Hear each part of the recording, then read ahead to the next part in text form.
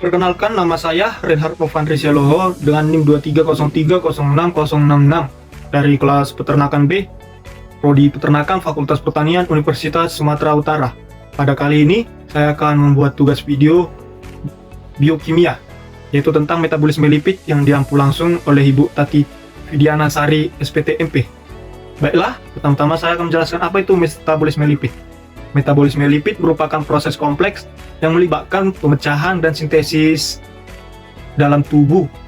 Lipid memiliki banyak fungsi penting, termasuk penyimpanan energi, struktur membran sel, dan sintesis hormon.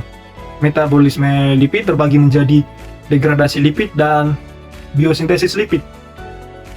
Baik, saya akan menjelaskan degradasi lipid dulu. Degradasi lipid atau pemecahan lemak menjadi energi dan molekul lain. Degradasi lipid juga dikenal sebagai katabolisme lipid, yang merupakan proses kompleks yang melibatkan pemecahan molekul yang lebih besar menjadi molekul yang lebih kecil untuk menghasilkan energi, membangun struktur sel, dan menjalankan fungsi biologis lainnya. Lipid utama yang didegradasi dalam tubuh adalah trigliserida, fosfolipid, dan kolesterol. Proses utama dalam degradasi lipid yaitu pencernaan dan penyerapan. Lipid dalam makanan dipecah menjadi komponen yang lebih kecil oleh enzim yang ada di dalam pencernaan, yaitu yang ada di usus halus. Komponen lipid yang lebih kecil diserap ke dalam sel-sel usus dan dikemas dalam lipoprotein untuk transportasi. Lipoprotein diangkut ke seluruh tubuh melalui aliran darah. Lalu ada lipolisis. Lipolisis merupakan trigliserida dipecah menjadi asam lemak dan gliserol dalam proses yang disebut lipolisis tadi. Lipolisis terjadi di jaringan adiposa dan dipicu oleh hormon seperti adrenalin dan glukagon. Beta oksidasi asam lemak. Asam lemak dipecah menjadi unit asetil-CoA dalam proses yang disebut beta oksidasi. Beta oksidasi terjadi di mitokondria dan menghasilkan energi dalam bentuk ATP. Sisa asetil CoA dapat digunakan untuk sintesis asam lemak atau memasuki siklus Krebs untuk menghasilkan lebih banyak energi. Gunaan dari degradasi lipid itu sebagai energi. Asam lemak dan gliserol yang dihasilkan dari degradasi lipid dapat digunakan sebagai sumber energi oleh tubuh kita. Lalu ada membangun struktur sel. Asam lemak dapat digunakan untuk membangun membran sel dan struktur sel lainnya. Lalu fungsi degradasi lipid yang berikutnya ada sinyal seluler. Asam lemak dapat diubah menjadi molekul sinyal seluler yang mengatur berbagai fungsi tubuh. Dan yang terakhir, fungsi dari degradasi lipid yaitu produksi hormon. Kolesterol dapat diubah menjadi hormon steroid dan seperti estrogen dan testosteron. Adapun faktor yang mempengaruhi degradasi lipid, yang pertama itu faktor hormon. Hormon seperti adrenalin, glukagon, dan insulin memainkan peran yang penting dalam mengatur degradasi lipid ini. Yang kedua ada faktor dari diet. Jenis dan jumlah lemak yang dikonsumsi dapat memengaruhi tingkat degradasi lipid. Lalu faktor aktivitas fisik. Aktivitas fisik dapat meningkatkan degradasi lipid. Lalu ada faktor kondisi medis. Beberapa kondisi medis seperti diabetes, obesitas dapat memengaruhi degradasi lipid. Berikut merupakan skema dari degradasi lipid, yang dimulai dari lipid, lalu lipid akan terabsorpsi dan melewati proses hidrolisis lipid yang menggunakan enzim lipolitik.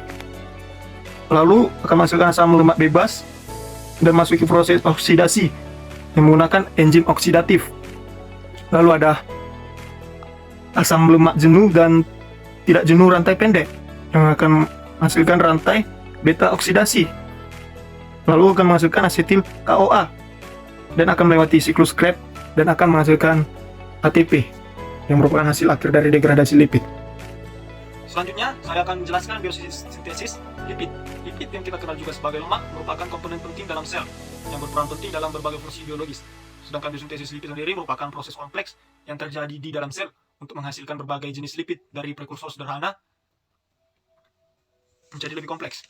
Biosintesis lipid terbagi menjadi 4, yaitu biosintesis asam lemak, biosintesis triasil gliserol, biosintesis fosfolipid, dan biosintesis kolesterol dan steroid. Pertama, saya akan menjelaskan biosintesis asam lemak. Biosintesis asam lemak merupakan proses kompleks di dalam sel yang menghasilkan asam lemak, yaitu rantai panjang hidrokarbon dengan gugus karboksilat. Adapun skemanya yaitu asetil-CoA yang berasal dari oksidasi lemak. Asetil-CoA merupakan unit dasar pembentukan biosintesis asam lemak. Lalu ada malonyl CoA dibentuk dari asetil-CoA melalui reaksi yang dinamakan asetil-CoA karboksilasi. Lalu ada asam lemak sintase, merupakan kompleks enzim. Lalu ada asam palmitat. Hasil utama dari asam lemak sintase merupakan asam palmitat atau asam lemak jenuh yang memiliki 16 atom karbon. Lalu ada asam elongasi rantai yang merupakan karbon melalui serangkaian reaksi yang dikatalisis oleh enzim elongase akan menghasilkan asam lemak jenuh rantai panjang yang dapat mengalami desaturasi. Desaturasi merupakan pemasukan ikatan rangkap melalui reaksi yang dikatalisis oleh enzim desaturasi itu sendiri. Proses ini akan menghasilkan asam lemak tidak jenuh seperti asam oleat, asam linoleat, dan asam linolenat. Selain melalui desaturasi, asam lemak tidak jenuh juga dapat dibentuk melalui proses beta oksidasi secara terbalik yang terjadi di dalam mitokondria. Proses ini memanfaatkan enzim-enzim yang terlibat dalam beta oksidasi asam lemak, tetapi dengan arah reaksi yang terbalik.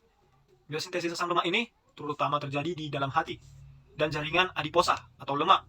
Asam lemak yang dihasilkan kemudian dapat digunakan untuk membentuk trigliserida, fosfolipid, dan senyawa lipid lainnya yang penting bagi fungsi sel dan tubuh. Selain itu, beberapa asam lemak tidak jenuh seperti asam linoleat dan asam linolenat merupakan asam lemak esensial yang tidak dapat disintesis oleh tubuh dan harus diperoleh dari makanan. Baik, berikutnya saya akan menjelaskan biosintesis triasilgliserol. Biosintesis triasilgliserol merupakan proses pembentukan molekul triasilgliserol dari gliserol dan asam lemak. Adapun skema dari biosintesis triasilgliserol dimulai dari asam lemak jenuh dan tidak jenuh. Ini akan digunakan dalam pembentukan triasilgliserol yang akan menghasilkan asetil-CoA, merupakan unit dasar yang dibutuhkan untuk membentuk gliserol 3-fosfat atau gliserolipid yang dibentuk dari gliserol melalui 2 reaksi enzimatik akan menghasilkan asam lemak sintase atau kompleks glisin fosfat untuk membentuk asam fosfatidik atau fosfogliserida. Fosfogliserida yang terbentuk dari penggabungan 2 molekul asam lemak dengan gliserol 3-fosfat akan menghasilkan diforilase atau fosfatase asam fosfat. Enzim fosfatase asam fosfat memediasi difosforilase asam fosfatidik menghasilkan diasi gliserol. Diasi gliserol terdiri dari gliserol dengan 2 gugus asam lemak yang terikat dan akan menghasilkan asilasi akhir. Enzim asil-CoA diasilgliserol asliransferase mengkatalisis asilisasi akhir dan akan menghasilkan triasilgliserol yang merupakan lipid utama penyimpanan energi dalam tubuh, terdiri dari gliserol dengan 3 gugus asam lemak yang terikat. Baik, berikutnya saya akan menjelaskan biosintesis fosfolipid yang dimulai dari sumber asam lemak. Asam lemak dapat berasal dari diet atau sintesis de novo di dalam sel. Sintesis de novo asam lemak terjadi di sitoplasma sel.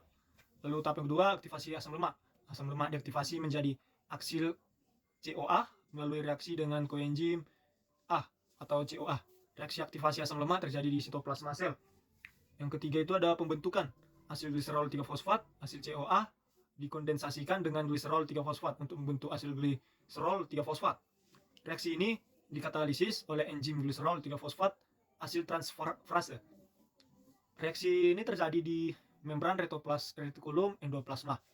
Yang keempat itu ada pembentukan fosfatida asam. Asil gliserol 3-fosfat selanjutnya dihasilkan dengan asil CoA lainnya. Reaksi ini dikatalisis oleh enzim fosfatidik asam sintase. Reaksi ini terjadi di membran retikulum endoplasma. Selanjutnya tahap kelima itu pembentukan fosfolipid. Fosfatidik asam kemudian bereaksi dengan senyawa polar seperti serin, kolin, atau inositol. Reaksi ini dikatalisis oleh enzim-enzim spesifik untuk masing-masing jenis fosfolipid. Reaksi ini terjadi di membran retikulum endoplasma dan badan Golgi. Selanjutnya tahap yang keenam itu ada penyimpanan dan penggunaan fosfolipid. Fosfolipid yang terbentuk disimpan dan digunakan dalam pembentukan membran sel. Fosfolipid merupakan komponen utama penyusun membran sel. Secara keseluruhan, biosintesis fosfolipid melibatkan serangkaian reaksi enzimatis yang terjadi di sitoplasma dan membran retikulum endoplasma. Berikutnya saya akan menjelaskan biosintesis kolesterol dan steroid, di mana skemanya dimulai dari asetil CoA yang berasal dari oksidasi glukosa, asam lemak atau put protein dalam metabolisme sel, akan menghasilkan HMG CoA sintase. Enzim HMG CoA sintase mengkatalisis kondensasi dua molekul asetil CoA menjadi HMG CoA. HMG CoA yang akan menghasilkan 3 hidroksi, 3 metil glutaril dan CoA. HMG CoA reduktase merupakan tahap pengatur utama dalam biosintesis kolesterol. Enzim ini mengkatalisis konversi HMG CoA menjadi mevalonat. Mevalonat kinase atau ada 2 tahap fosforisase yang dikatalisis oleh enzim mevalonat kinase dan enzim lainnya, dan akan menghasilkan IPP dan DMAPP. Isoprenoid, serangkaian reaksi fosforilisasi dan dehidrasi berulang mengubah produk mevalonat kinase menjadi unit isoprenoid IPP atau isopenil pirofosfat dan DMAPP atau dimetilalil pirofosfat, yang akan menghasilkan squalen atau yang memiliki kondensasi 6 isoprenoid. Dibentuk dari kondensasi 6 unit isoprenoid akan menghasilkan lonesterol atau siklisasi squalen untuk bentuk lonesterol yang merupakan prokeskor utama kolesterol. Lonesterol akan membentuk kolesterol yang melalui serangkaian enzimatis yang mengubah lonesterol seperti pemindahan gugus metil, migrasi ikatan rangkap, dan reduksi. Kolesterol akan menghasilkan steroid, hormon dan garam empedu. Kolesterol dapat diubah menjadi berbagai jenis steroid seperti hormon steroid dan garam empedu melalui proses hidroksilasi, oksidasi, dan isomerisasi. Demikianlah penjelasan materi yang dapat saya sampaikan mengenai metabolisme lipid mata kuliah biokimia. Semoga video ini bermanfaat, dan banyak kesalahan dan kekurangan saya mohon dimaklumi. Terima kasih.